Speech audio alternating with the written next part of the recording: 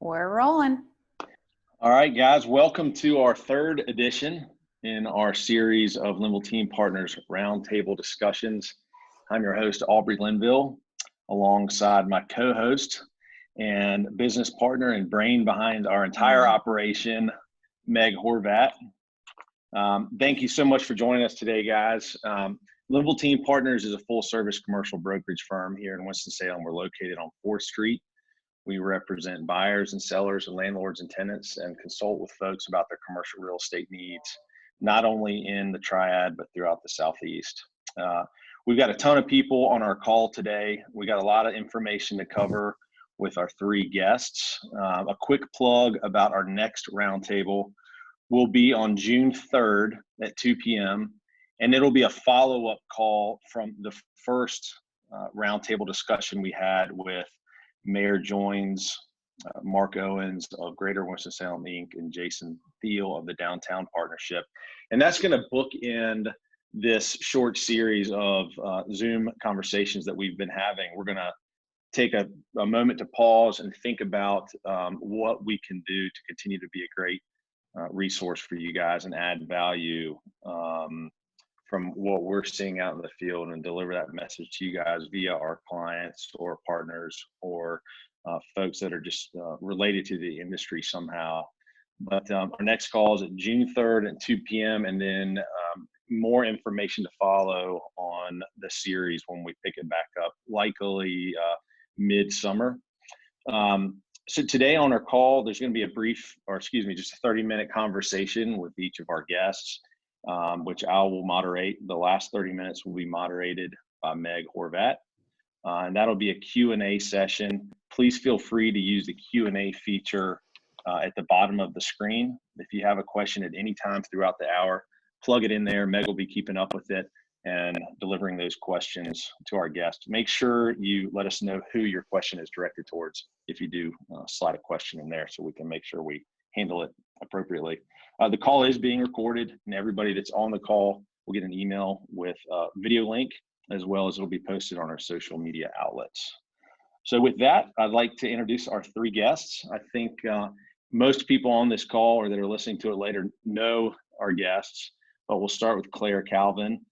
Claire Calvin's the owner of Alma Mexicana in the Innovation Quarter, Canteen Market Bistro on 4th Street, and the Porch off Northwest Boulevard at West End Millworks. Sammy Gianopoulus of Crisp Hospitality Group. Sammy is Fratelli's on Reynolds Road, Three Brothers in Clemens, and Sammy G's in High Point. And Keith Davis is a retailer, non-restaurant related, but also has multiple locations. Keith owns the Fleet Feet Sports Store on Stratford Road at Hanestown, and the New Balance store as well, which some people may not know, at Thruway Shopping Center. So it's going to have a really nice mix of thoughts and how we move forward and what's going on here from you guys. So thank you so much for joining us today. With that, Claire, let's start with you. Kind of set the stage for us, high level, set the stage for us on where your restaurants stand today, when you closed, and kind of what's going on. Okay. Let's see. We closed on, the week of March 15th. So it was a little bit like of a one after the other. It's funny. Did you close all three on the same day? So in February, I had sort of started strategizing about how we were going to, what we were going to do to kind of survive. I thought was really going to happen. And I had said, okay, well, we'll close. Well, I knew we would always try to keep the Porch open because we had that business model from, before the Porch even opened, of doing takeout meals and grab and go. And meal delivery service. So I was like, we can at least do that no matter what, else happens. And so I had a plan where I was like, well, the first thing I was going to do was close Alma because I was like, it's the smallest and it's the easiest, and then wind down and essentially sort of just shrink down to a very small core food production operation at the Porch. And I wrote this whole like really pretty detailed plan, and that was like still in February.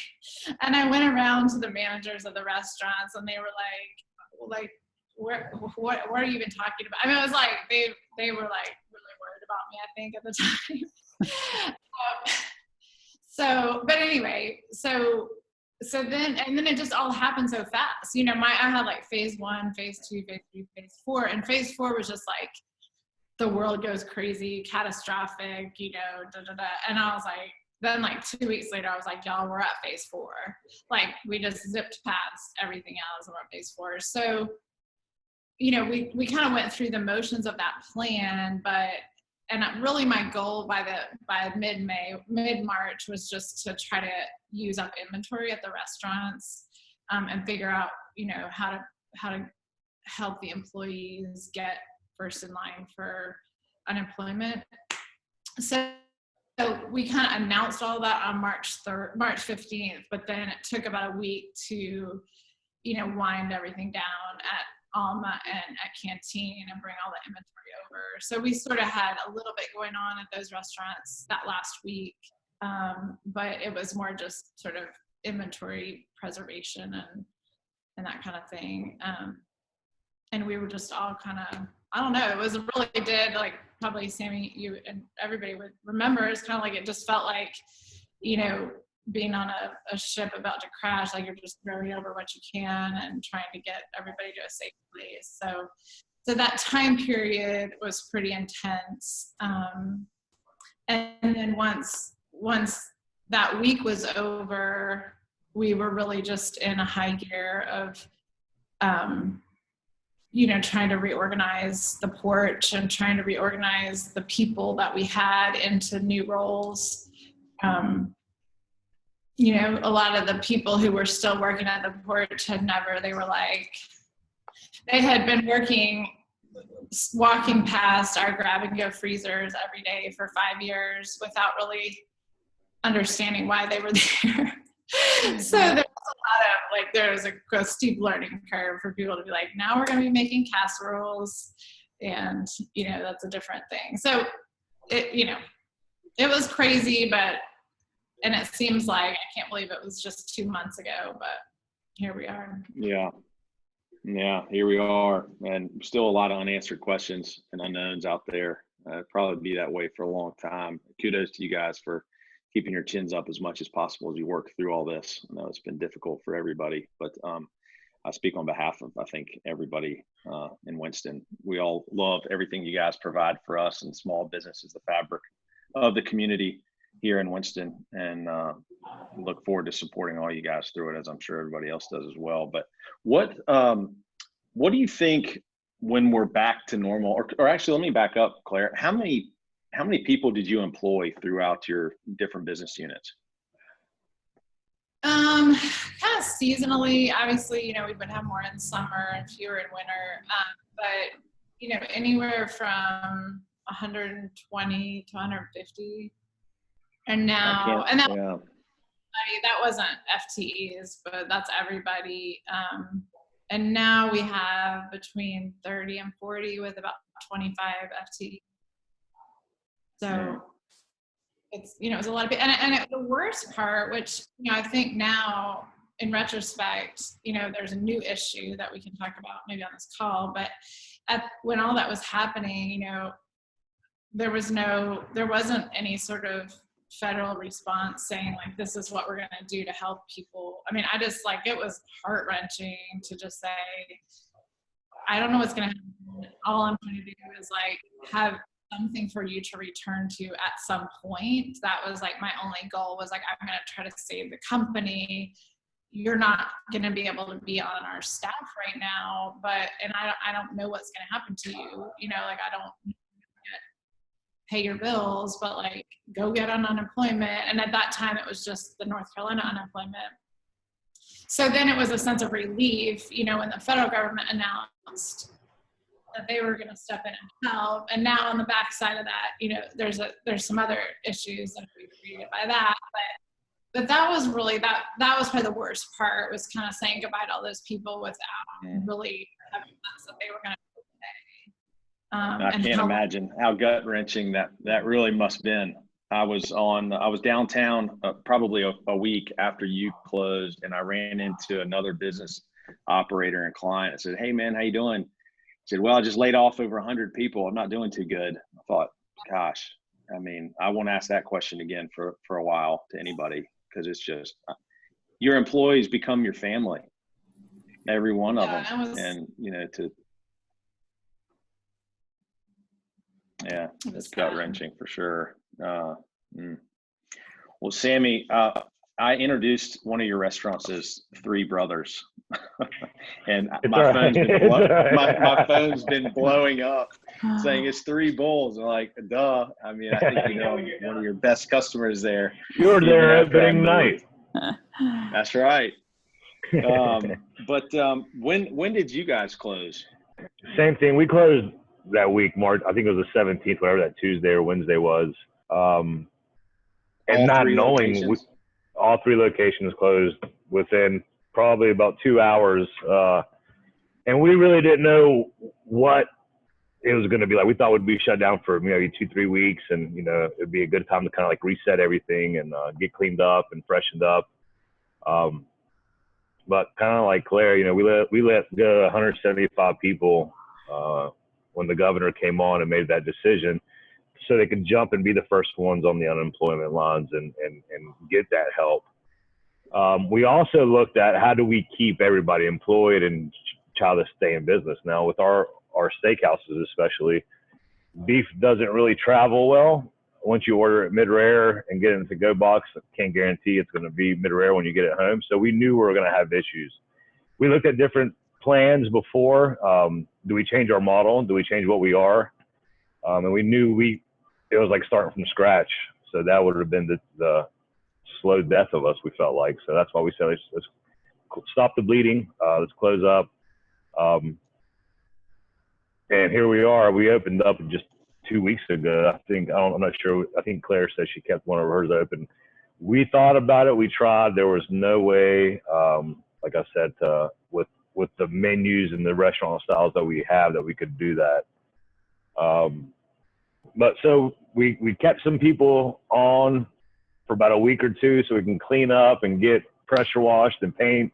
We're like, okay, we kept on waiting for the decision to come back around of when are we going to reopen? And it was kind of like, all right, guys, we really have nothing else for us to do now. So it was hard times. It was a hard decision and a hard talk to have with staff to say, look, the best thing for you to do right now is go file for unemployment, and let's pray for the best. Mm-hmm. During this period that you've been closed, have you thought at all about the 3 concepts that you have? And once you reopen, is Fratelli's going to be Fratelli's when it reopens? Our goal right now is yes. One talk that we did have, we said, Fratelli's being the steakhouse that it is, might have to be a breakfast place. It depends with the customer, how things are going to change. We basically said we are restaurants. We're going to feed the public. Our goal is to have everything back in place as soon as possible. We are opening next week, like I said, after the ban was lifted, as a steakhouse. And we hope the supply chain will be there for us, and we can keep purchasing beef and selling it, and keeping Fratelli's what it is, and Three Bulls what it is, and Sammy G's what it is. Yeah. I rode by, I was in Clemens recently, and I saw the tent out in front of Three Bulls and the sign you had up on kind of the tall portion at the front of your building. Is that just kind of a drive-through where people can come through and pick up their meal, or how are you managing that? So about 2 weeks ago, we said, look, let's get the ball rolling. Let's start opening them up slowly, limited staff, and let's just see what we can do. Obviously, it hasn't been great for us at all. I think we were a little behind, a little late on opening. I think restaurants that stayed open from day one probably ended up doing okay. And again, like I said, selling beef to go is not, it's tough. So we opened up 3 Fratelli's 2 weeks ago, 3 Bulls last week, and it's hard. We're, I think, 5% of the sales we were doing the week before we closed. And the main reason we did, we knew it was going to be a loss, but we said at least we can start getting the AC pumping in the buildings and getting the stoves cooking and getting some items prepped. So that way, next week when we do open, it wasn't going to be going from 0 to 100. Mm-hmm. So on that side of it, it's been great. Yeah. I saw something that was published by US Foods, and I don't know who you guys use, if you use US Foods or not, but they published like a 25-page document, sort of a consultant or somebody in-house prepared about what the industry looks like in the future, and how to treat customers and handle customers and what to do in your dining room. And just it was really, for me as a non-restaurant owner, that one really hit me the hardest. About what the future looks like for you guys, because it's so different than in the past. They talked about, one of the things that resonated with me was it's always been talked about, there's front of house and back of house. And now there's this kind of middle ground where someone that's just focused on restaurant safety, sanitizing tables and salt and pepper shakers, or, all this kind of stuff. And it'd be really interesting to see how you guys across your 6 restaurants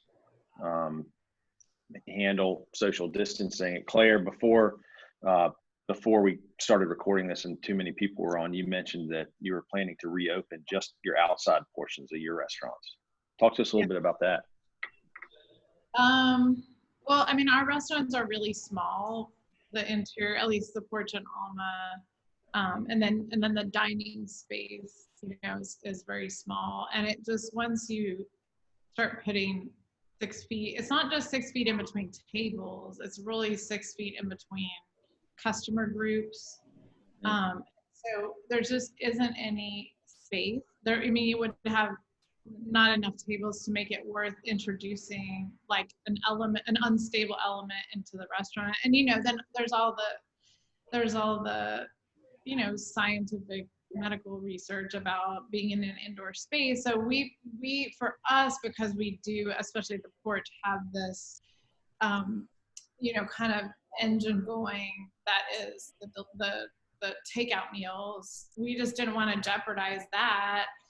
So if I had like Sammy, and it's so restaurant dependent, and that's where I'm like, yeah, the Porch, it made sense to keep open. We already had a very strong kind of like online, people were already picking up food. We already had a menu that was something that was an app. Like we had an app for the Porch that had been developed years ago. People already had that on their phone. We already had an email list of over 7,000 people that we could reach directly. So, but Alma and Canteen, that week of March 17th or March 15th, we were still open. We had no takeout. It was like, so I think these kind of decisions, like whether to open at all, whether to open your inside dining room, your outside dining room, it just completely depends on the restaurant and the customer base and the spacing, and kind of like, what are you risking? Because there's money is one thing, we can talk about what 50% capacity looks like after get over overhead. But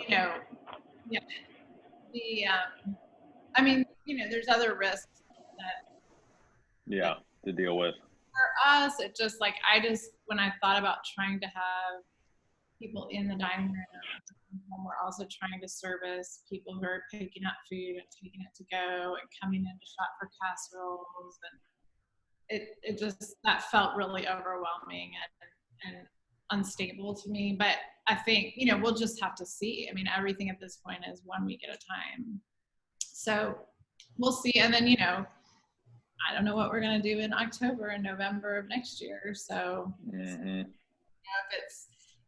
it's raining, if it's cold outside, that whole outdoor dining model doesn't work at all. Yeah. So then we're in sort of uncharted territory again.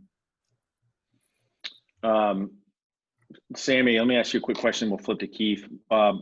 What does it look like in your restaurants when you reopen? Did you say Tuesday? Tuesday, yeah. One for the past, if we were doing takeout only or curbside, I was like, these 7,000 and 8,000 square foot restaurants are going to be our downfall.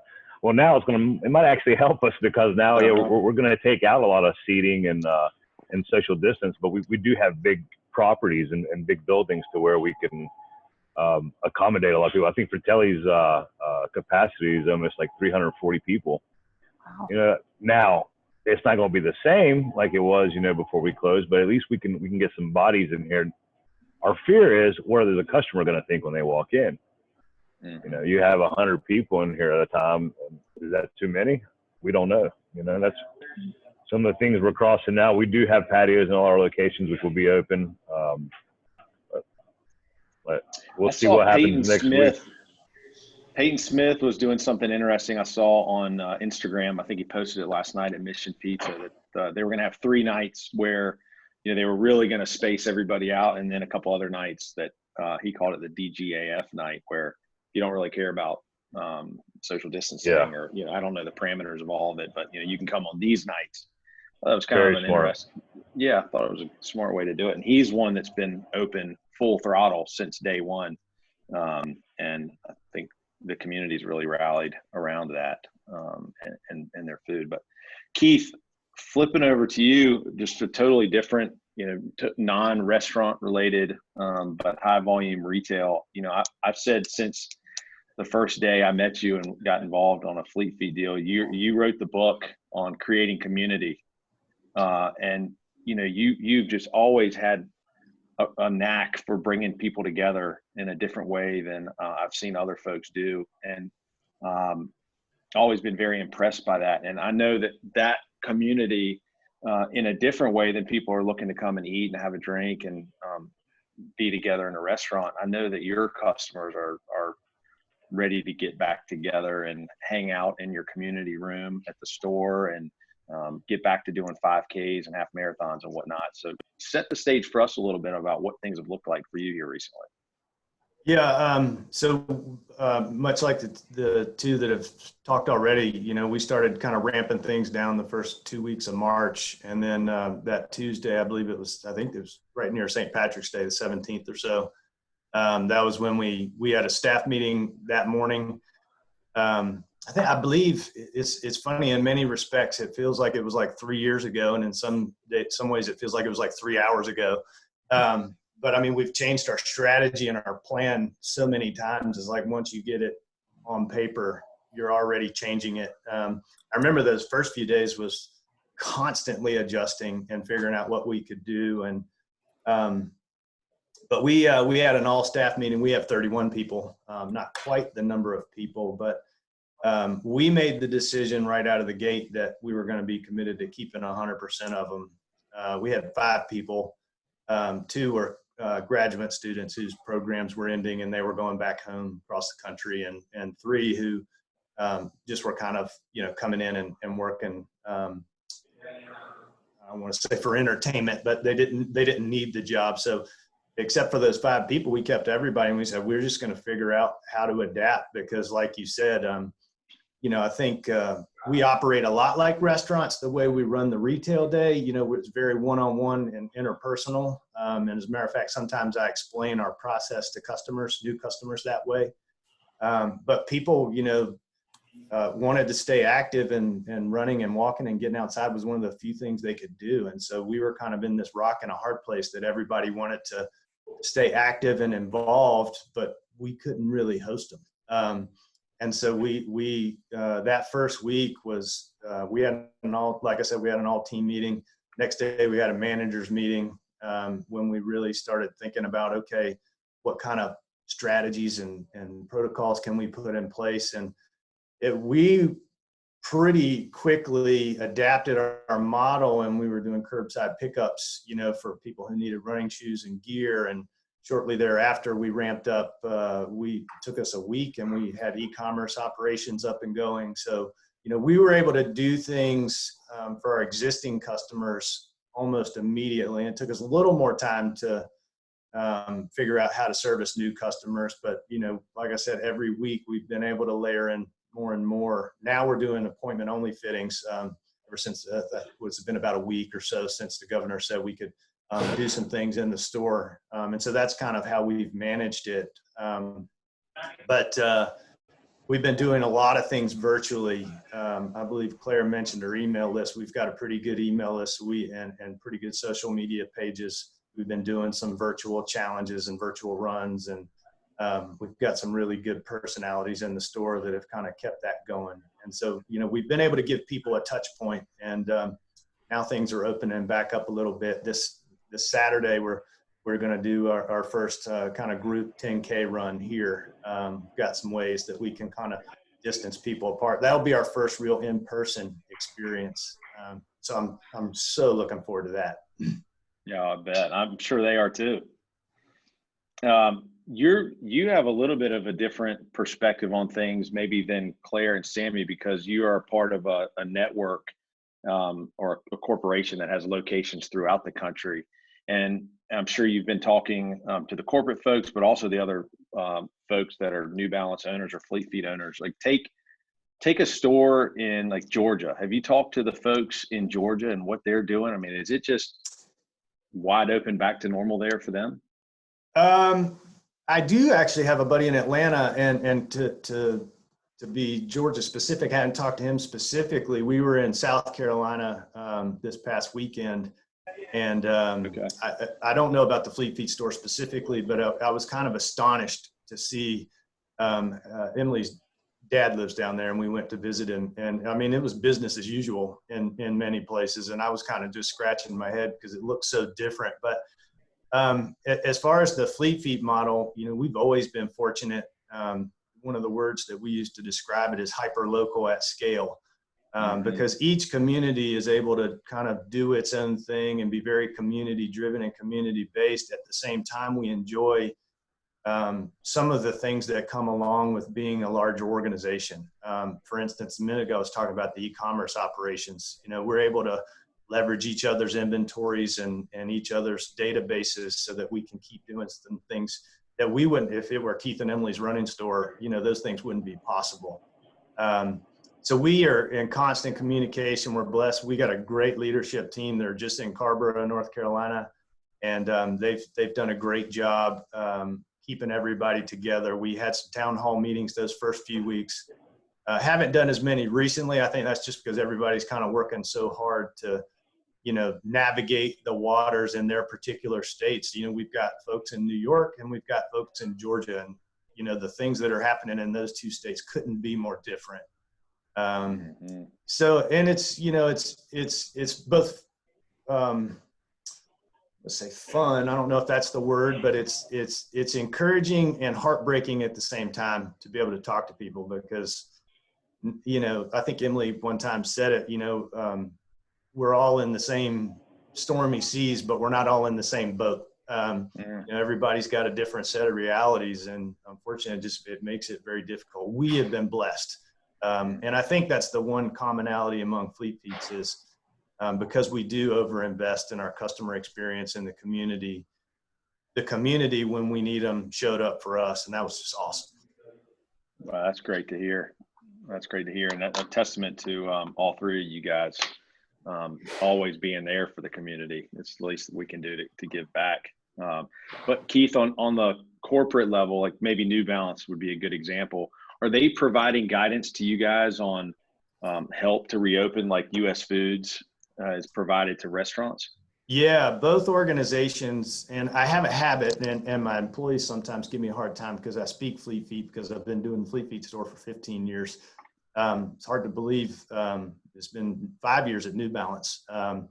Both organizations have really done a lot. I think they're a little different in that New Balance is a manufacturer and we're their kind of retail distribution arm, and Fleet Feet is a natural retailer and a franchise. So we get a little bit of different information, but it's really been nice to blend those two pieces. So it's like we get to pick and choose, and there's 180 Fleet Feets across the country, and there's about 150 New Balance stores, and they represent a just a range of different models, and to kind of pick and choose out of both channels and see what's working has been great. And there've been some adjustments, like for instance, working with New Balance, they were subject to the same shutdowns. I'm sure you mentioned US Foods. I don't know what the wholesaling aspect of that looks like for the local restaurants, but we're placing orders, and they've got skeleton stabs into distribution centers, and we're accepting returns, but they're not able to process them. And there's all sorts of mechanics of trying to just navigate how to make sure product stays on the shelf. We had going into March is our second busiest month of the year, and August is our busiest month of the year. So we're kind of bridging right between both and trying to manage inventory up and down, through those periods has been a challenge, especially when the distribution centers you're counting on to get you product is, are facing challenges of their own. Yeah, I was down in Mock Orange Bikes and Clemens Bike within the last couple of weeks, and they're both like, bikes are sold out. So how when they reopen or things get back to normal, the supply chain has been so damaged, or things thrown at it that have never been thrown at it before, obviously, and people aren't going to be able to buy bikes for a while. Yeah. But with that, I'll turn it over to Meg. Maybe we can jump on some of these Q&A questions coming in. Yeah, and anyone who's on the call, y'all are still welcome to submit questions. I'm reading those through as we're going.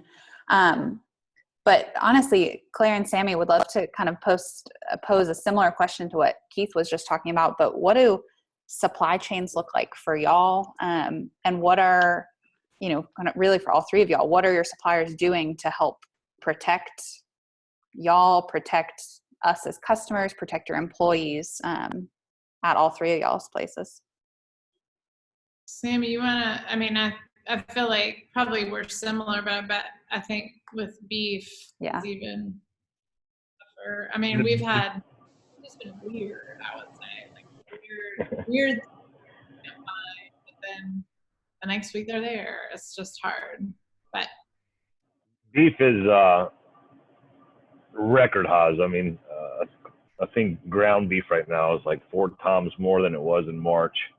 And if it's available, we grind all our own beef in all our stores, but we can't get the product to grind it.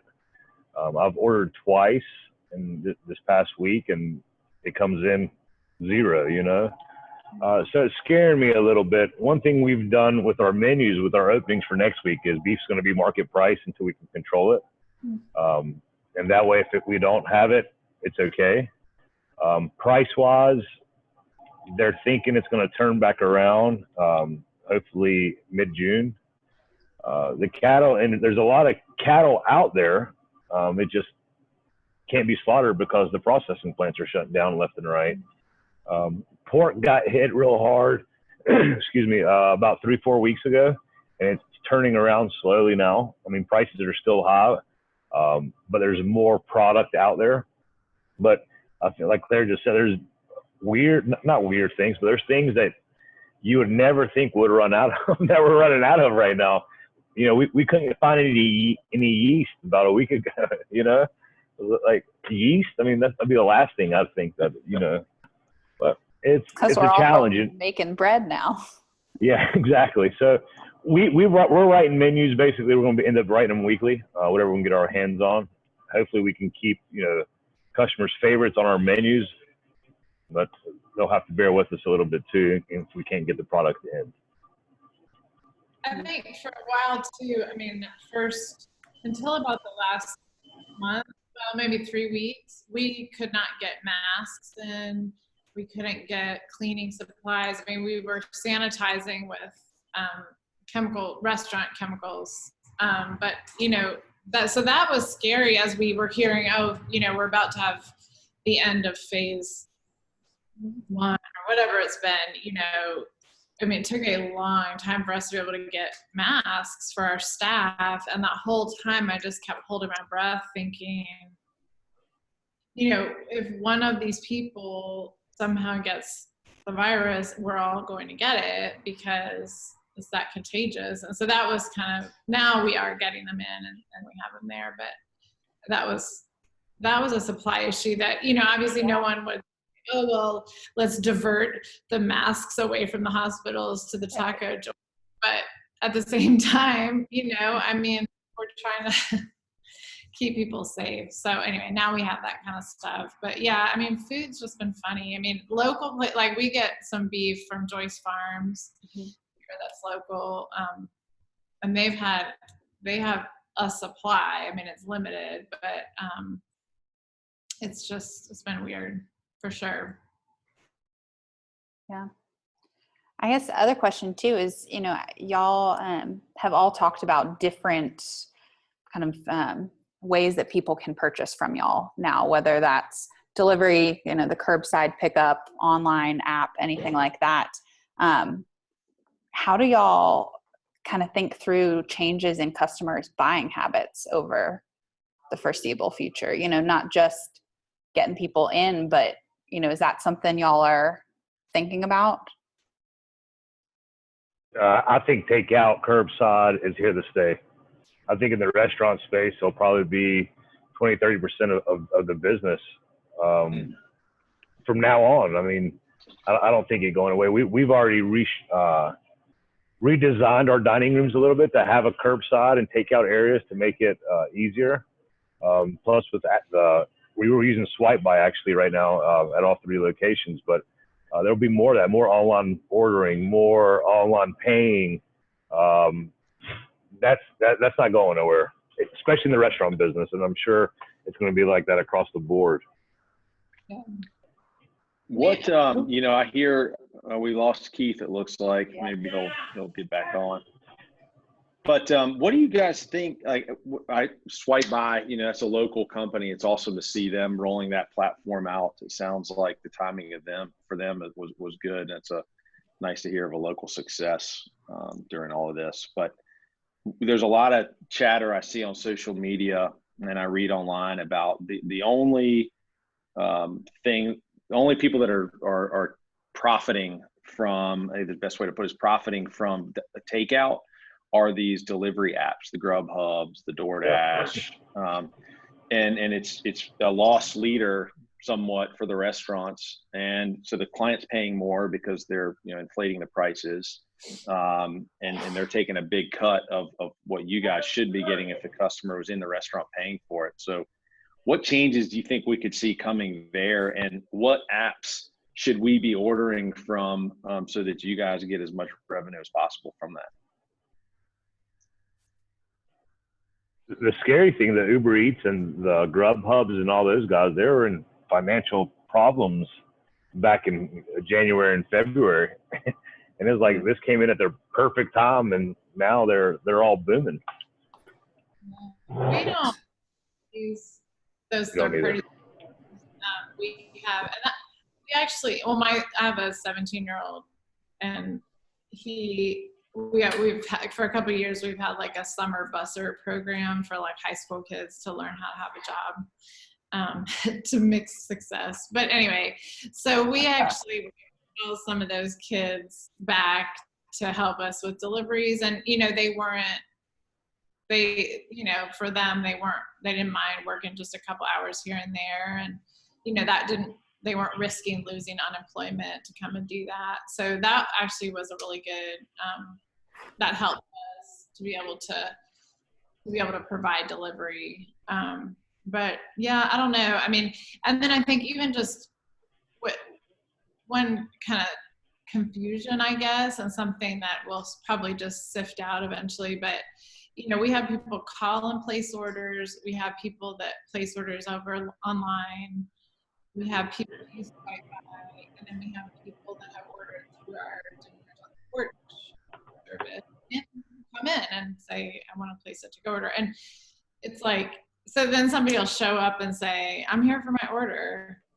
And then you start this long conversation about, well, how did you place it? What's your name? And then, they'll eventually be like, well, I don't know, it was my wife who did it.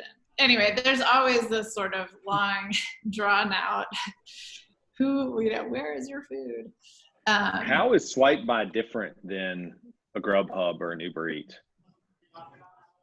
Well, it's not a delivery model. So basically the customer goes onto their platform and they order the food, and then we get a notification that and then I got you. Okay. Get it. It's not a third party. So the customer drives up to the restaurant, and they're supposed to drive up to this flag, and then once they're by the flag, it like dings that they're here, and you bring their food out. But usually they're not by the flag. So they're never. So is that a better option for you guys, for customers to use? Like if somebody really wants to support local, is it better for them to use Swipe By for you guys than DoorDash? Oh, for Grubhub? sure. For sure. Yeah, especially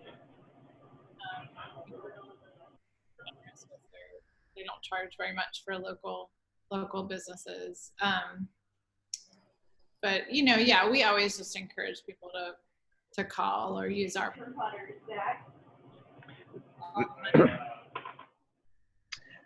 I'm getting a little bit of Claire's. Every time you talk, it's kind of getting fuzzy. I don't know if your connection isn't too good or not. But Keith, have you considered delivery? Swipe By just rolled out their first retailer in the past couple of weeks. I'll have to look into that one. I'm sorry I disappeared there for a minute. Small business cash flow. I had to make sure I paid the internet bill.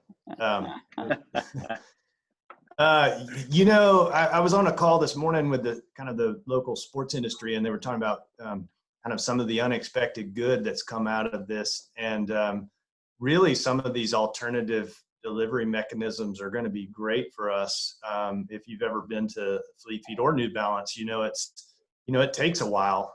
It's not like shopping at a traditional retail store. I mean, you come in and we dedicate time, and I told you, I sometimes liken it to a restaurant because we spend, sometimes 45 minutes to an hour with an individual customer, and there can be waits. And it's one of my favorite jokes at when somebody's checking in is the only difference between us and a restaurant is we don't have a bar.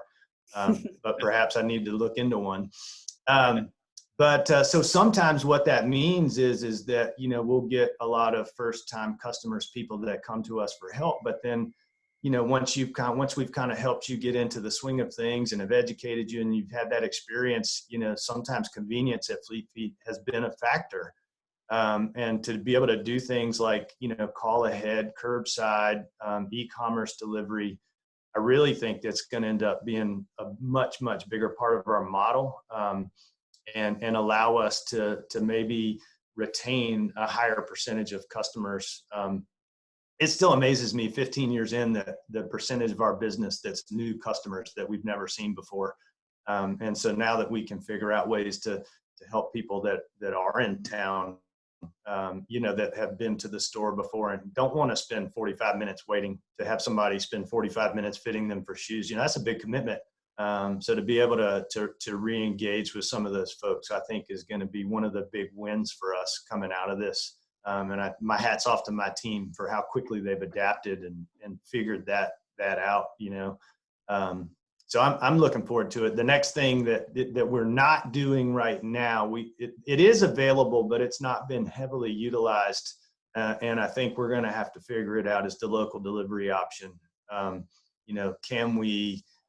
Can we actually, it's easy to drive up and pick up a shoe, but how quickly and how easily can we get a shoe to you? I think that'll be the next problem that we want to address and solve, coronavirus or not. And I think that'll be a big thing for us. Mm-hmm. Yeah. Well, shifting gears kind of ever so slightly, Sammy, one thing we talked about with you is you actually own all your properties, your real estate.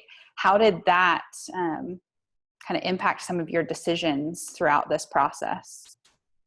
I'm also a landlord on properties, and I felt like it was a little easier because we were able to go to the banks and say, look, we don't know how long we're going to need help.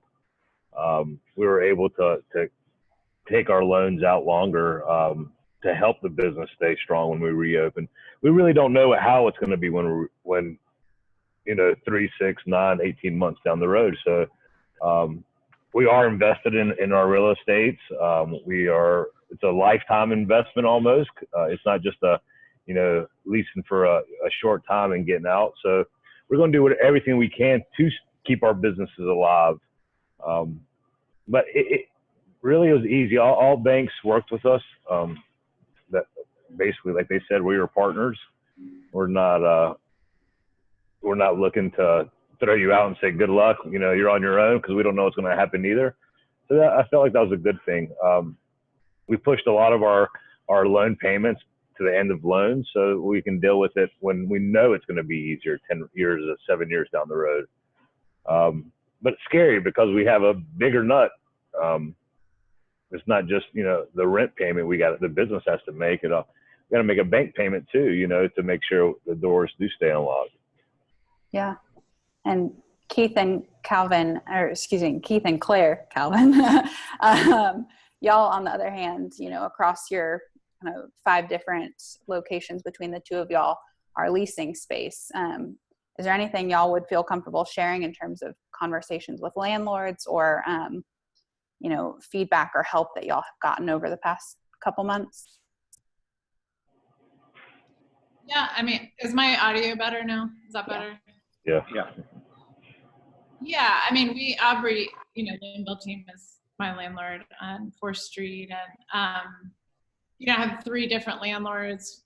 2 are here locally, and 1 is some company in Chicago, and all of the landlords have been reached out and been helpful to me in this time period. We applied for the PPP loan, which helps with rent, but we didn't get it for Canteen. That was a separate company.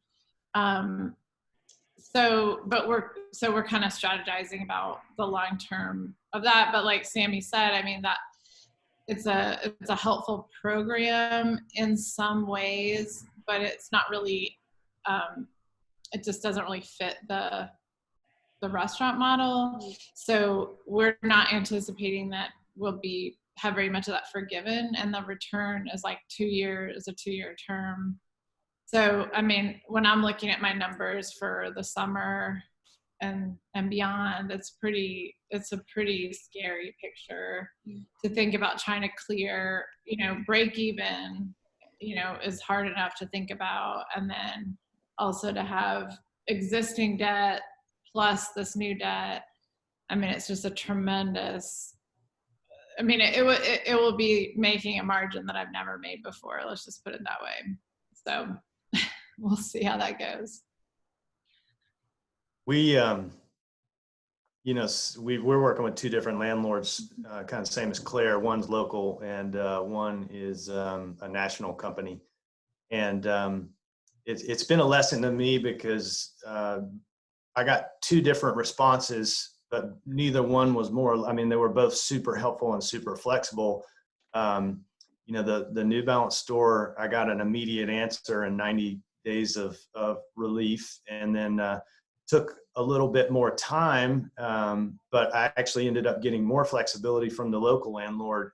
And it was a lesson to me just because each one had different realities, and I didn't necessarily understand all of the mortgage realities behind it. And but by and large, landlords, banks, credit card companies, a few other, and vendors, it's really been cool to see how everybody's been willing to, I think everybody's pitching in.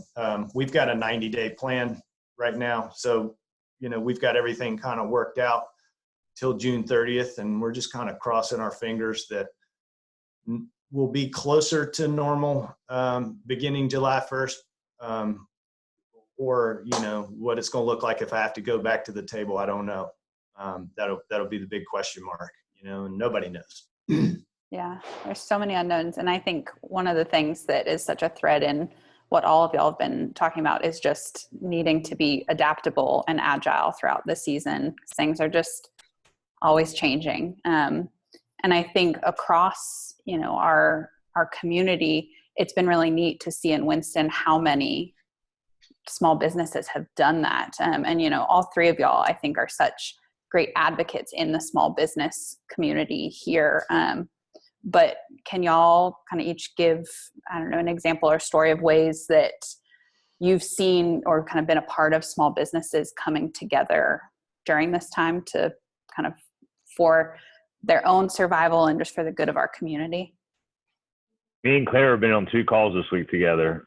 I mean, I think the restaurant industry has teamed up and is doing everything we can to trade what everybody's doing and what's going to happen, even whether it's BBP or how we're going to reopen. I think it's great. I've been pushing that we need to start up some local restaurant organization, and hopefully Claire will take it on herself and chair that for us, so we'll have something to go to and bounce ideas off of. I've been really happy with what's been going on. Yeah, I would echo that, and I think I've also been really inspired by a lot of non-restaurant businesses that have. It's like the circle where like they're using us to provide food to people like vulnerable populations, and so it's like a win-win for us. That we're getting paid to make food, and then in turn giving it to people that need it. So that's really been a substantial sort of backbone of this last couple months for us, has been being able to, have those kind of regular orders for schools and for homeless shelters and whatnot. So that's been a nice kind of private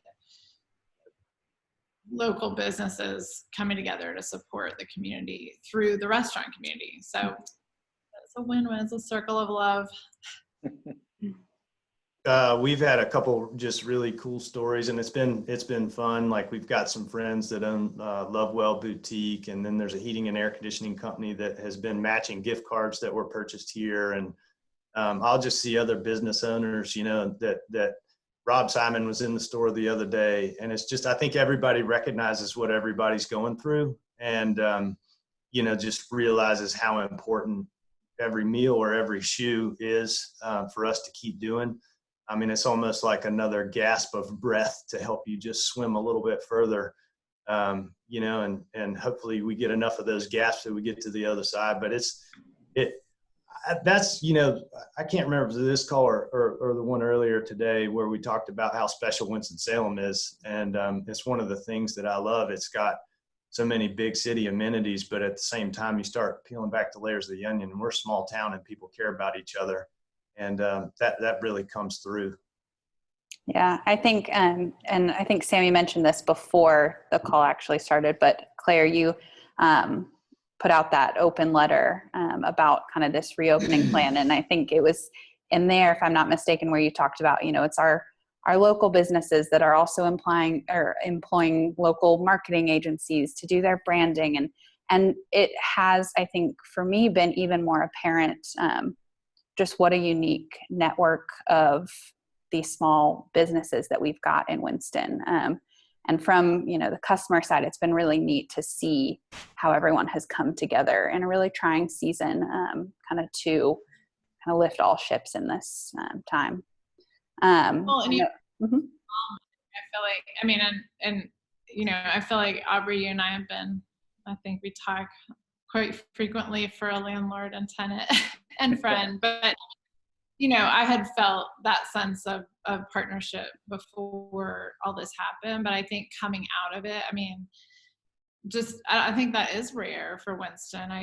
To feel like, the people who your landlords and your customers and your colleagues, other restaurant owners are truly in your corner. And I don't, it of course business is competitive, but it feels different.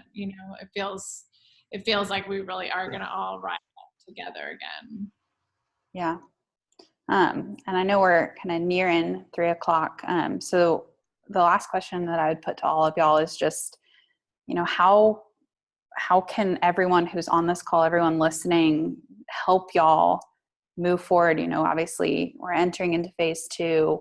How can we help you safely, with dollars, with attitudes? Someone mentioned, I think particularly on the restaurant side, y'all tend to get the brunt of people's feelings sometimes. So just what can we be doing to help y'all kind of move forward?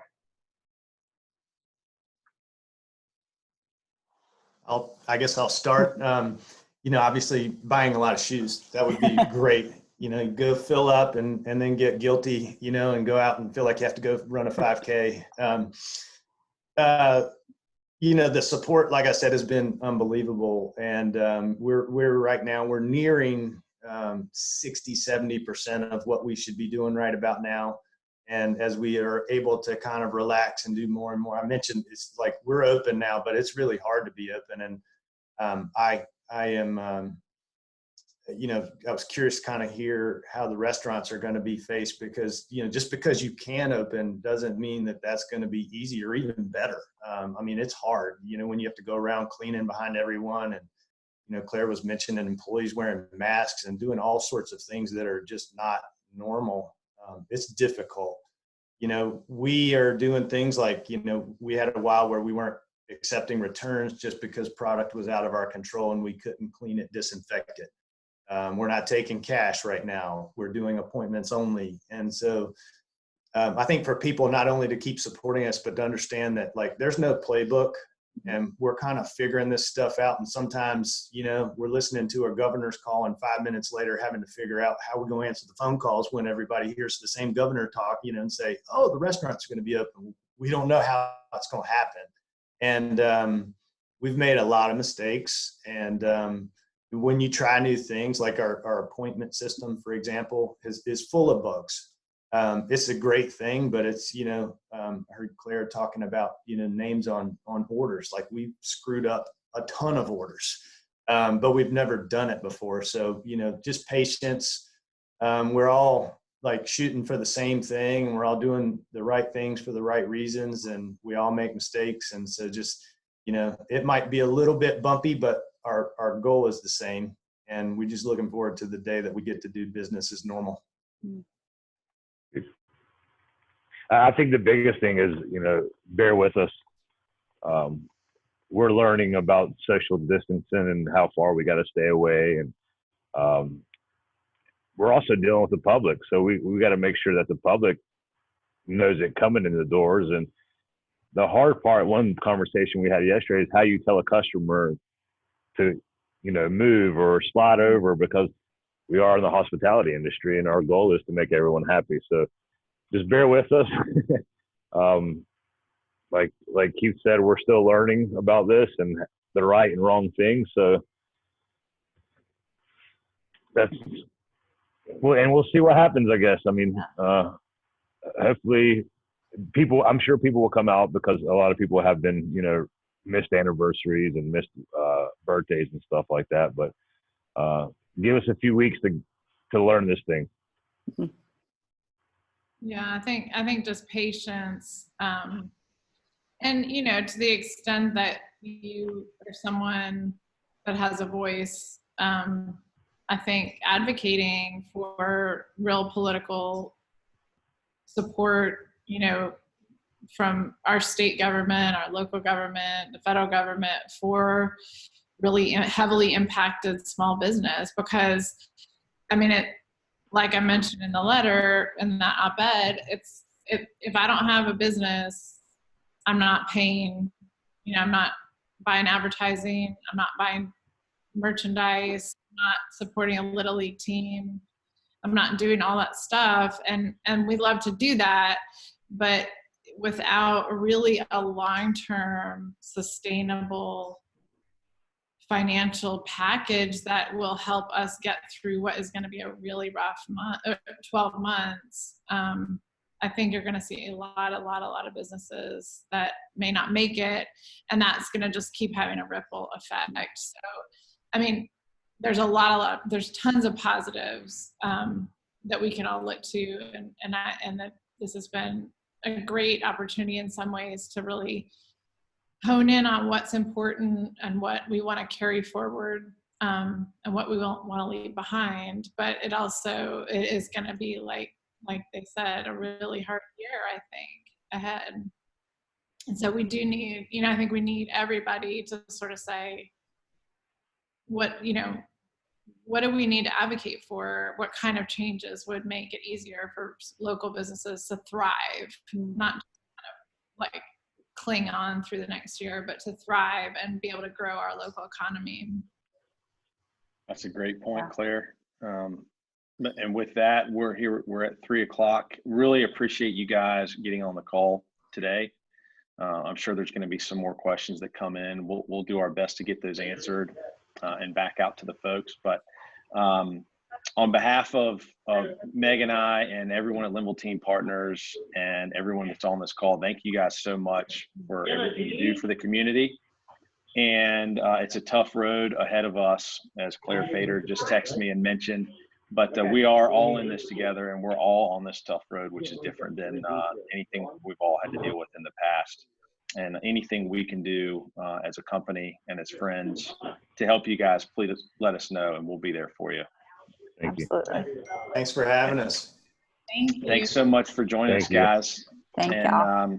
We'll see you real soon. Mm-hmm. All right. Take care, guys. Bye. Bye-bye. Thank you.